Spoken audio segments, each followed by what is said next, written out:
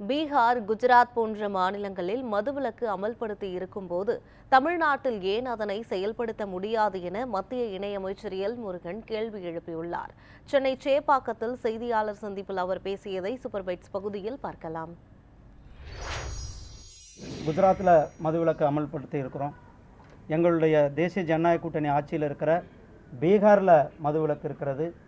North ஈஸ்டில் 3 ஸ்டேட்டில் மதுவிலக்கு இருக்கிறது. தமிழகத்தில் மதுவிலக்கு வேண்டும் என்பதுதான் நம்ம அனைவருடைய கோரிக்கையாக இருக்கிறது. அதை தமிழ்நாடு அரசாங்கம் செய்யுமானா அதுக்கு தான் நம்ம விளக்கமாக சொல்லியிருக்கிறேன். அவர்கள் செய்ய மாட்டார்கள். ஏன்னா நிறுவனங்களை நடத்துவதே திமுககாரர்களாக தான் இருக்கிறார்கள். இது முழுக்குமான ஒரு ட்ராமா.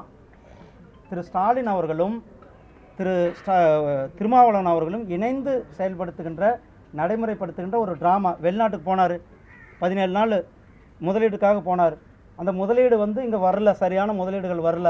அந்த முதலீடுகளிலிருந்து மக்களை திசை திருப்புவதற்காக அவர் அங்கிருந்து கிளம்புறதுக்கு 2 நாளைக்கு முன்னாடி இந்த ட்ராமா அரங்கேற்றப்பட்டது. அந்த ட்ராமாவுடைய முடிவு 2ஆம் தேதி அன்னைக்கு நடக்கிறது.